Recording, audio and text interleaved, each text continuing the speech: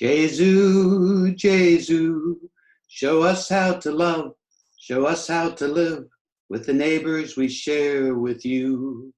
Jesu, Jesu, show us how to live, show us how to love the neighbors we share with you. Hi, and welcome back. My name is Larry Vellani, and today it's my pleasure to share with you the story of the healing power of listening with compassion and the power of lending a hand, even if some folks made a rule that you should be doing something else. Today's stories come from a collection of books in the Bible, that great big portable library that we've been talking about. Part of the Bible section of books we call the Gospels. The word gospel comes from an old-timey Greek word for good news. There are 4 different Gospels in the Bible, each Gospel being a slightly different collection of stories about the life and times of Jesus. The folks who wrote the Gospels, we call them evangelists or the good news spreaders. They thought that the good news about Jesus was never in too great a supply, and that the good news about Jesus and his ideas and his work and his prayers and his sacrifices and his great love and compassion, that this news was far more important than any of the bad news of the times, and that this news was really the most important headlines of the day. Many of us today still think that this kind of special good news is just as fresh and important as any news headlines on our televisions or on the internet. Today's story is from the Good News of Jesus, written by John, the Gospel of John. Now, first, we're going to learn one new word today. That word is Sabbath.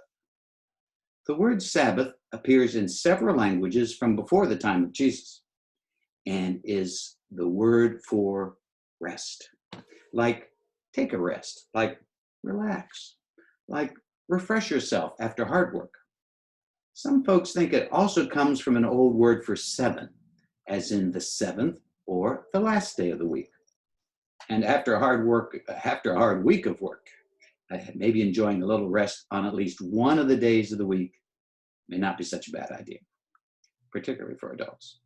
Well, in Jesus' time, some folks thought that the 7th day of the week, the last day of the week, Saturday, should be treated in a very special way, with such high respect that no one who thought of himself or herself as a really good person should do any really important work that day. Instead, they thought that truly good people would basically only rest and take a really big break. And also maybe spend some special time thinking about God and how God thinks. Some folks were so caught up in this Sabbath rule of resting and thinking that they thought that serving the needs of the Sabbath day, keeping the Sabbath, was more important than serving the real, immediate needs of real people.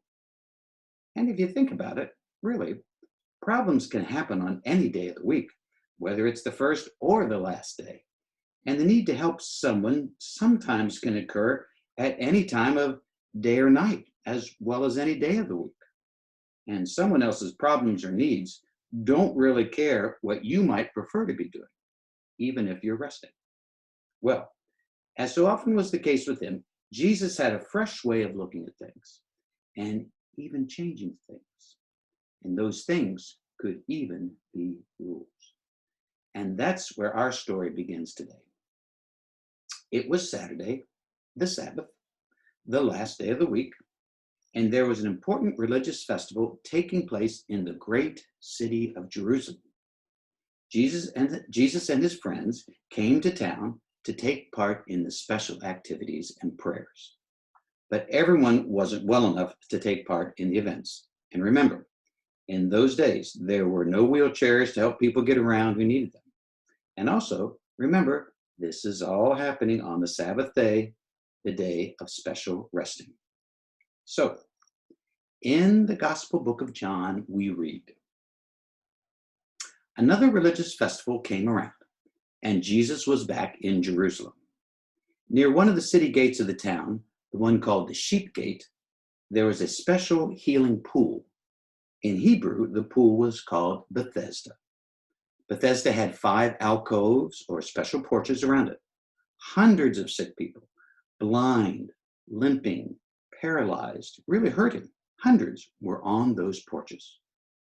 One man who couldn't walk had been waiting there for almost 40 years.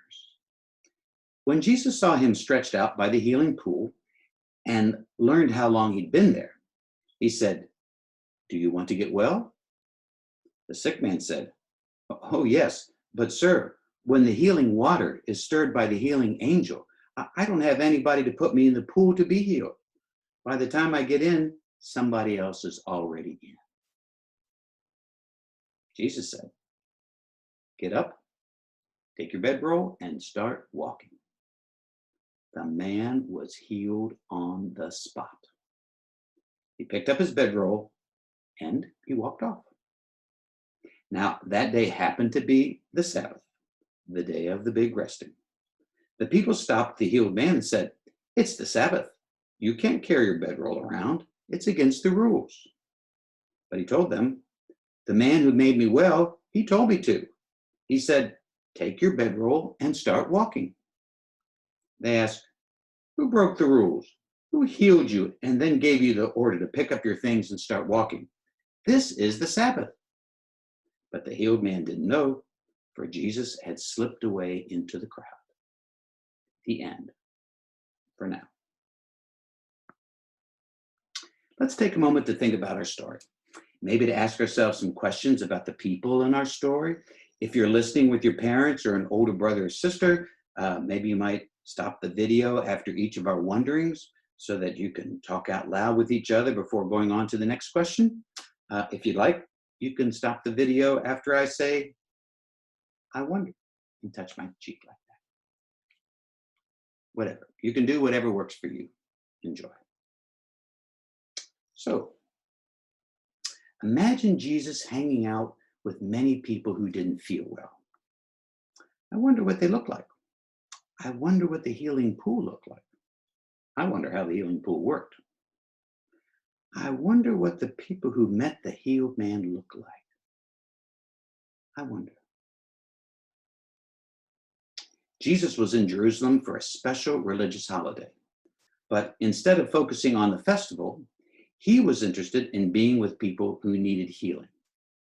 Why do you think he wanted to do that? I wonder. Imagine how it feels to be healthy again after you've been sick for a couple of days.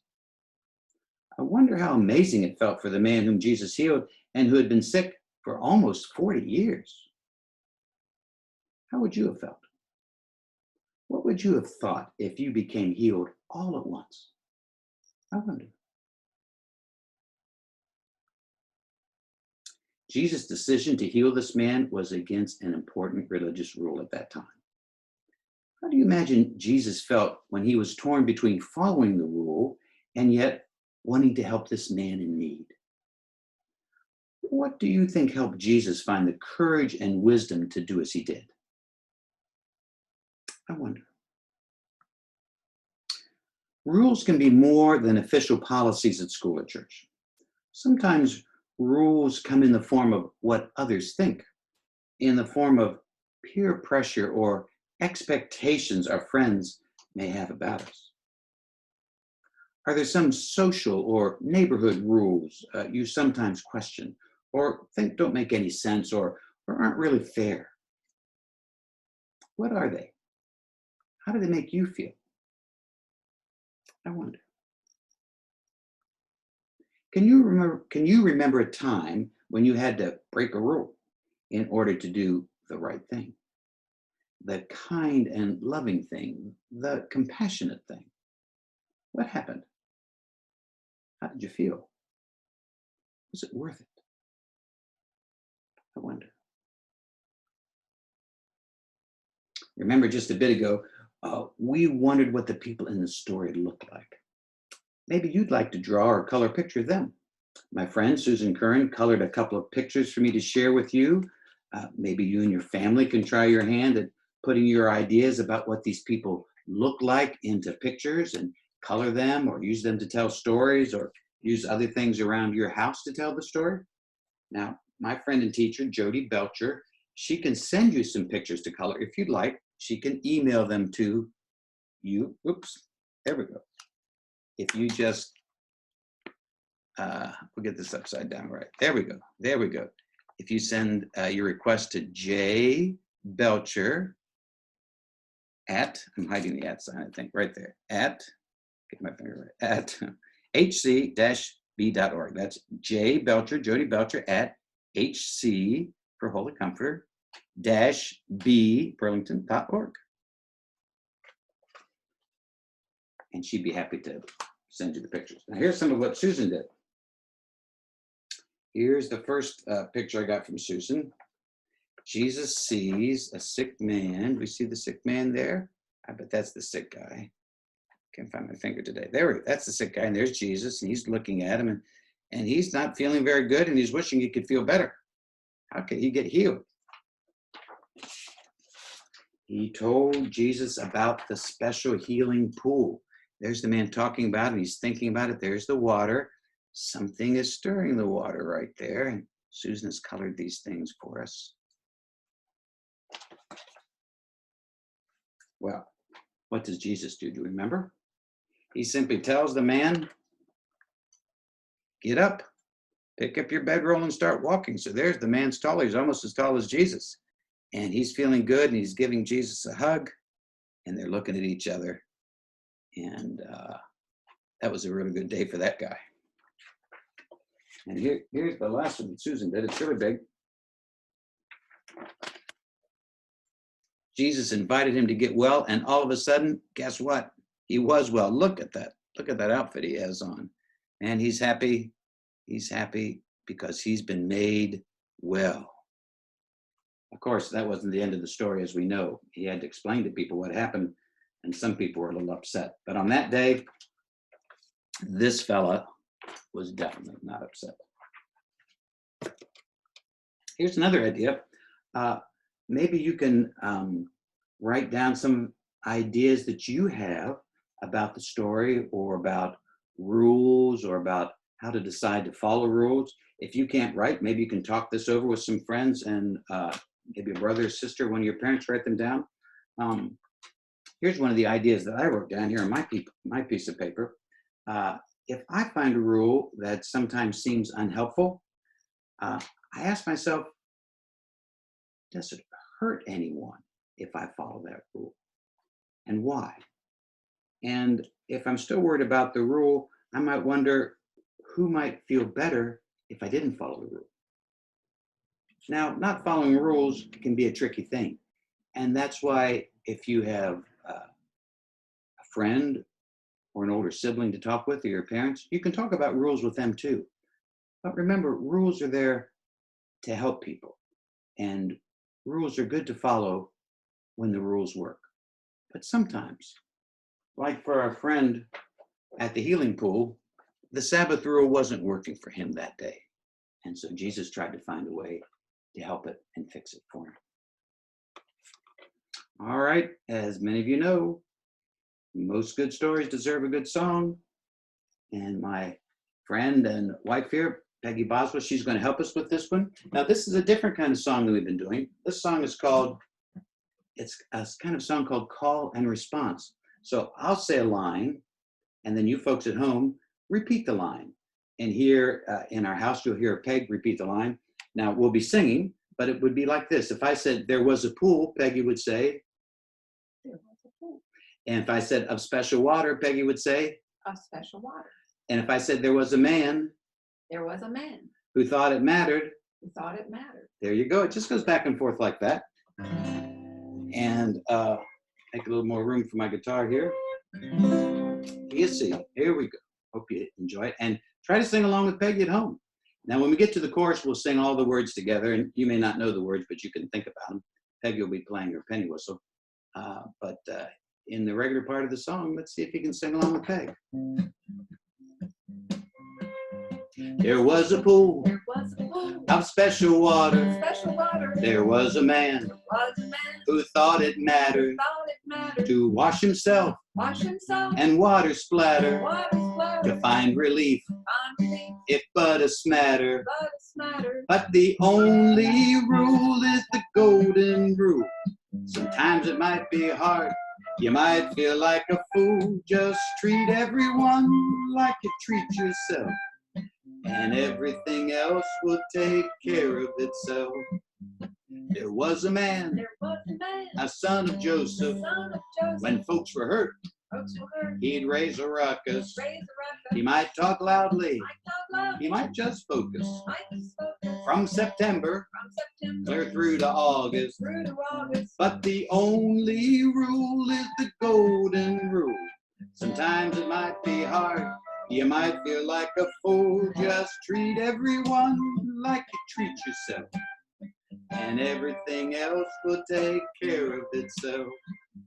An old rule said, rules must be followed, whether helpful or silly solid.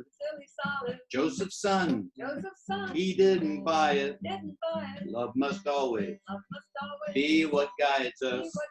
But the only rule is the golden rule.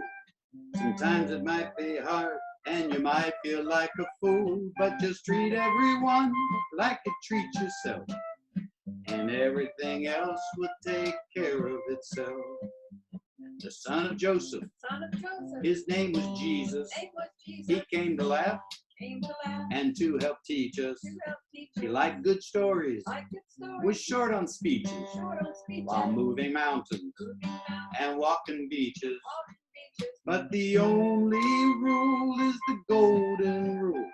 Sometimes it might be hard, you might feel like a fool, but just treat everyone like you treat yourself, and everything else will take care of itself. 'Cause the only rule is the golden rule. Sometimes it might be hard, you might feel like a fool, but just treat everyone like you treat yourself, and everything else will take care of itself, and everything else will take care of itself, and everything else will take care of itself. Thank you, Peggy. Well done. And thank you, folks, for singing along with Peg. She really appreciates it. She hates to sing alone, I can tell you that. All right. It will end with a little prayer.